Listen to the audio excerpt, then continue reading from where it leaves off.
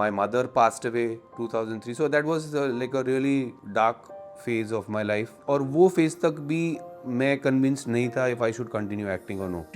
उस वक्त आपने ये सोच लिया था कि अब जैसे एक्टिंग में आ गए हो तो आपको एज एन एक्टर ही आगे अपने कैरियर को लेके जाना है, या फिर उस वक्त भी था कि चलो ये काम मिल नहीं, गया? पहली 3 फिल्मों तक आई थिंक खोसला का घोंसला शूट करने के बाद जिस्म हो चुकी थी। खोसला का घोंसला शूट, जिस्म भी I think same he year I थी, 2002 में आई थी शायद। नहीं जिस्म बाद में आई होगी ना ऑब्वियसली। सो खोसला का घोंसला शूट होने तक आई वॉज नॉट श्योर, लेकिन क्योंकि मैंने आपको बताया मेरी फैमिली का फाइनेंशियल एक वो भी चल रहा था, बुरा टाइम भी चल रहा था। My mother passed away 2003, so that was like a really dark phase of my life.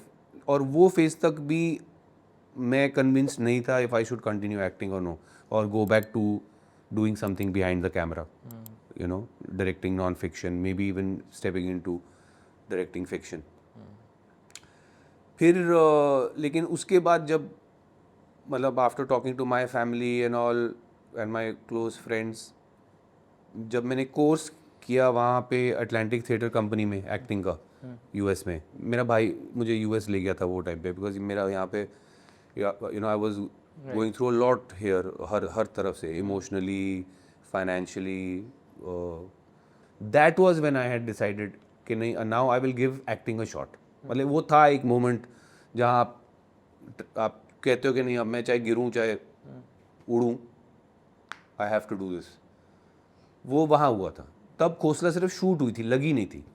लगी तो फिर मैं वो कोर्स करके फिर वहाँ ऑडिशंस हुई। फिर यहाँ से मुझे विनय का फ़ोन आया कि यहाँ पे ग्रेट इंडियन कॉमेडी शो, एक शो शुरू हो रहा है, नया कर रहे हैं, तो आप यू कम बैक।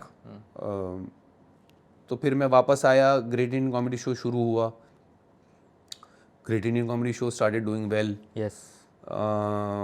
और उसी दौरान 2006 में लग गई खोसला, और उसके एक हफ्ते बाद एक और फिल्म जो मैंने शूट की थी वापस आके, प्यार के साइड इफेक्ट्स। दोनों एक हफ्ता दूरी पर लगी 2006 में। But that change my life, because दोनों फिल्में हिट हुई, दोनों फिल्मों में मेरा काम नोटिस हुआ। बट वो टाइम से आज का टाइम, कभी कभी ऐसा भी हुआ है कि साल 2 साल मैंने काम नहीं किया, बट बाय एंड लार्ज मेरी आइडेंटिटी एज एन एक्टर वहाँ से बन गई। मुझे याद है, मैंने पहली बार आपको प्यार के साइड इफेक्ट्स में नोटिस किया था जी, मैंने खोसला घोसला बाद में देखा था।